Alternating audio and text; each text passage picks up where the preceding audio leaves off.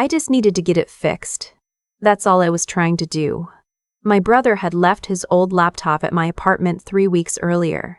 He said he was upgrading, said he didn't need it anymore, said I could sell it or donate it if I wanted. He dropped it off on a Tuesday, gave me a quick hug, and drove away. I didn't think twice about it. That's just how things were between my brother and me. Easy, comfortable, trusted. I took it to a small repair shop about 2 miles from my apartment. The place was called TechRite. Nothing fancy, just a narrow storefront wedged between a dry cleaner and a sandwich shop. I'd been there once before to replace a cracked phone screen. The guy behind the counter, a quiet man named Daniel, had done good work. Fast, fair, no nonsense. So, when I needed the laptop wiped and reset before I could sell it, I went back to him. I dropped it off on a Friday morning. Daniel told me it would be ready by end of day. I went to work, came home, heated up leftovers, and didn't think about it again until my phone rang at 4:57 in the afternoon. "Hey, it's Daniel, from TechRite." "Hey, is it ready?" He didn't answer right away. There was a pause, not long, maybe 2 seconds, but long enough that I noticed it. "I need you to come in," he said. "Before I close, there's something you need to see." I remember the exact feeling I had in that moment. Not alarm, not fear, more like the low hum you get when a car behind you follows the same turns 2 times in a row. Probably nothing, but something. I told him I'd be there in 20 minutes. The shop was quiet when I walked in. The sandwich place next door had already pulled its gate halfway down. Daniel was standing behind the counter with the laptop open in front of him. He looked up when I came through the door, and whatever expression I expected to see on his face, it wasn't the one that was there. He looked uncomfortable, careful, like someone trying to figure out how to say something that doesn't have a clean way out.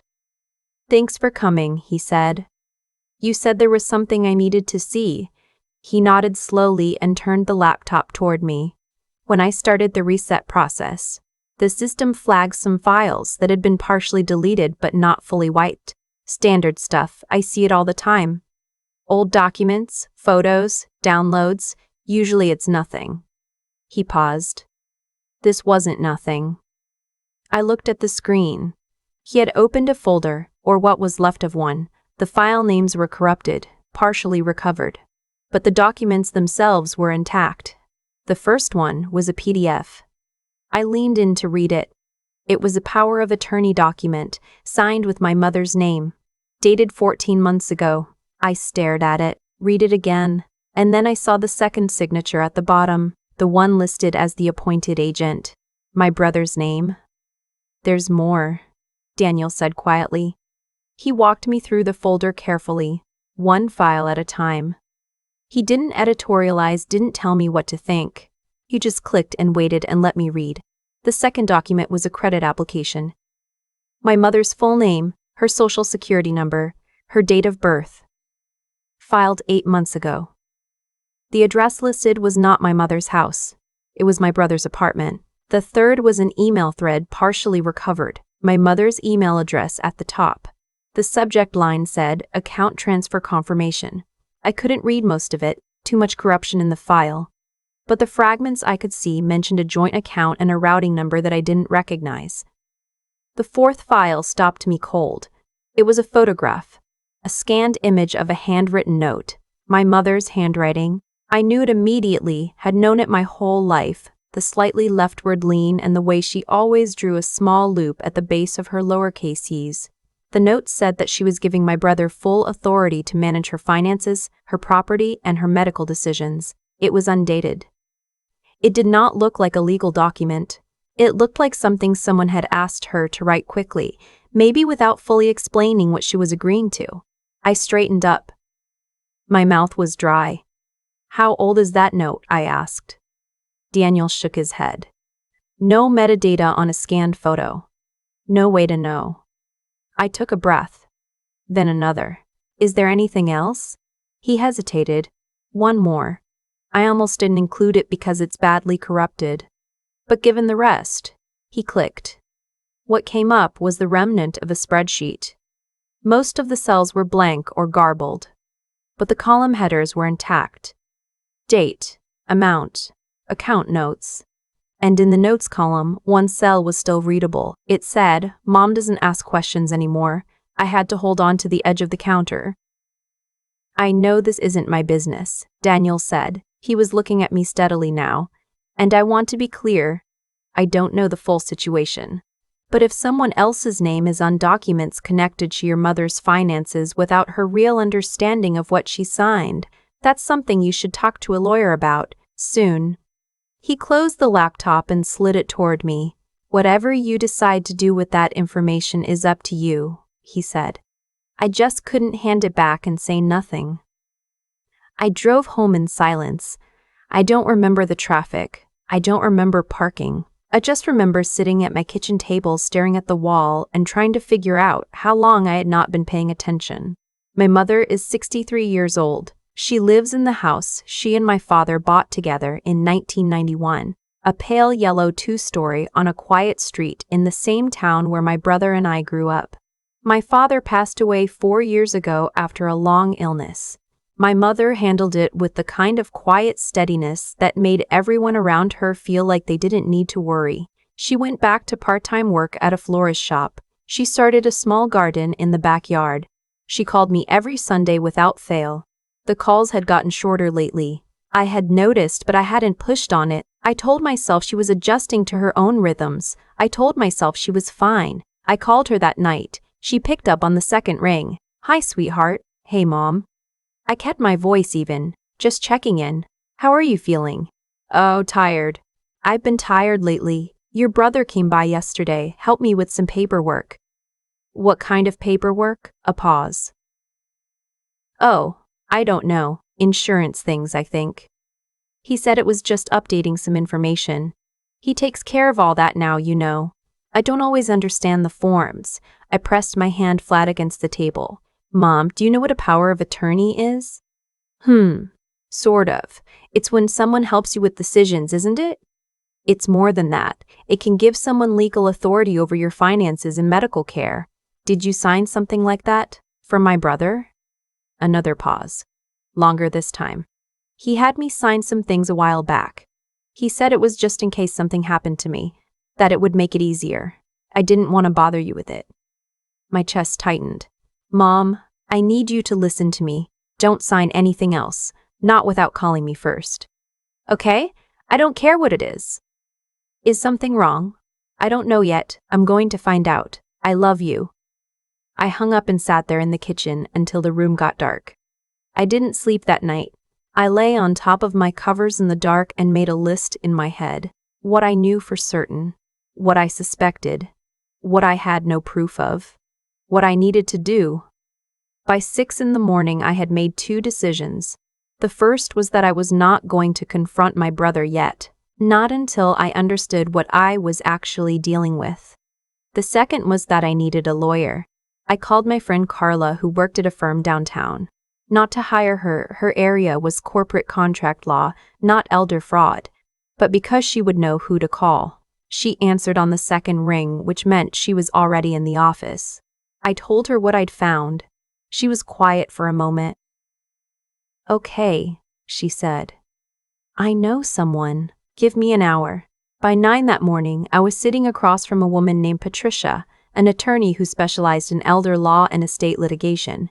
She had a small office with too many plants and a wall of framed diplomas, and a way of listening that made me feel like I was the only person who had ever sat in that chair. I laid out everything: the documents, the email fragment, the handwritten note, the spreadsheet. She took notes without reacting, which I found oddly calming. When I finished, she set her pen down. "Based on what you described, there are several areas of concern," she said. "A power of attorney is a legitimate legal instrument, but it requires that the person signing it fully understands what they're agreeing to. If your mother was not given a clear explanation of the scope of that document, the validity can be challenged. The credit application filed using her information is potentially identity fraud. The account transfer, depending on how it was structured, may constitute financial exploitation of a vulnerable adult." She paused. "Does your mother have any cognitive decline?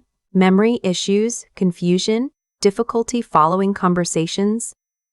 I thought about the shorter phone calls. the tiredness she kept mentioning. The way she'd said your brother takes care of all that now, as if she'd handed something over and forgotten she'd done it. I'm not sure, I said honestly. She's been different this past year, quieter, but I thought it was grief. Patricia nodded. The first thing I'd recommend is getting her evaluated by her primary care physician, not framed as a legal matter, just a wellness check. If there is any cognitive impairment, it actually strengthens a challenge to those documents. The second thing I'd recommend is not letting your brother know you're aware of any of this. Not yet. Why? Because if he knows you're looking, she said, documents have a way of disappearing. I drove to my mother's house the next morning. I hadn't told her I was coming. I let myself in with the key I'd had since I was 17, and I found her in the kitchen in her robe, standing at the window watching the backyard, holding a coffee mug with both hands. She looked smaller than the last time I'd seen her. I don't mean physically. I mean something about the way she stood, the way she held herself. Like she was taking up less space on purpose. I thought I might come visit, I said. She turned around and her whole face changed. Oh, sweetheart, I'm so glad. I helped her make breakfast. We talked about the garden and a neighbor's new dog and a book she'd been trying to finish for 3 months. I didn't bring up my brother. I didn't bring up the documents. I just sat at the table where I'd done homework as a child and listened to my mother talk. After a while, she said almost as an aside, I've been so forgetful lately. I forgot to pay the electric bill last month and your brother had to take care of it. He says I shouldn't worry about that stuff anymore. I kept my expression neutral. What stuff? Oh, the accounts. The bills. He set something up so he can handle it all. He said it's easier that way. She looked at her coffee. I hope that's all right. I just got so tired of the paperwork. When did he set that up, Mom? She frowned gently, thinking. Last fall sometime, I think. Maybe before that. I don't remember exactly. I reached across the table and covered her hand with mine. Mom, I'm going to make an appointment with Dr. Hensley for you. Just a regular checkup. Is that okay? She looked up at me. For just a moment, something shifted behind her eyes. Not fear, more like recognition. Like a part of her had been waiting for someone to show up and ask. Okay, she said quietly. That would be nice. Over the next 2 weeks, I moved carefully. Patricia had coached me on what to gather and how to gather it without alerting my brother. I requested copies of my mother's bank statements directly from the bank, presenting the concern to a branch manager who took the situation seriously enough to pull them while I waited. What I found made my stomach drop. Over the past 14 months, a total of $42,000 had been transferred out of my mother's primary checking and savings accounts. The transfers were structured in amounts just under $10,000 each, a pattern, Patricia told me later, that is sometimes used to avoid automatic bank reporting thresholds. Each transfer went to an account that was not my mother's. Each one had been authorized under the power of attorney document. I also found something I hadn't expected. My mother's homeowner's insurance policy had been changed 11 months ago. The billing contact had been updated to my brother's email address. And a supplemental life insurance policy that my father had set up for my mother 20 years ago, one that my mother had never once mentioned to my brother because she hadn't thought to, had been quietly named with a new secondary beneficiary 6 months ago. That beneficiary was my brother. I sat in my car in the bank parking lot for a long time. The sun was hitting the windshield. I remember the warmth of it and how strange it felt against how cold I was inside. I called Patricia. We have enough, she said. I'm going to file a petition to challenge the power of attorney and freeze the accounts. I'll also contact Adult Protective Services. This meets the threshold for elder financial exploitation. I need you to do one thing before we file. What? I need you to change the beneficiary on that life insurance policy. Your mother can do that directly, as the policyholder, as long as she has legal capacity. I want it done before your brother finds out we're moving. I went back to my mother's house that afternoon. I explained to her as clearly and calmly as I could what I had found. She didn't cry right away. She sat very still and looked at her hands and didn't say anything for almost 2 full minutes. Then she said, I thought he was helping me. I know, Mom. He said all of it was for me, so I'd be protected. I know. She looked up. Her eyes were steady. What do I need to sign? We filed the following Tuesday. Patricia moved fast. By that afternoon, a court order had frozen the accounts connected to the power of attorney, pending an emergency hearing. Adult Protective Services opened a formal investigation. The bank flagged the account for review. My brother called me at 7 that evening. I looked at my phone for a long moment before I answered. Hey, I said, did you go to a lawyer? His voice was tight. I did. Why would you do that? Mom doesn't need. She does, actually. I kept my voice level. She has a doctor's appointment next week too, and Patricia filed a petition this morning, so I think you'll be getting some paperwork soon. A long silence. I was helping her, he said. She couldn't handle it all herself. You transferred $42,000 out of her accounts. I used it for her. Then you can show the receipts at the hearing. He hung up. I set my phone down on the kitchen counter. I stood there in the silence of my apartment, and I felt something settle in my chest. Not satisfaction exactly. More like the feeling of finally putting down something heavy that you'd been carrying so long you forgot it wasn't part of you. The emergency hearing was scheduled 3 weeks out. In the meantime, my mother's accounts were frozen and a temporary guardian ad litem was appointed to oversee her financial affairs while the investigation was ongoing. Dr. Hensley's evaluation found early-stage cognitive decline. Mild, manageable, but real.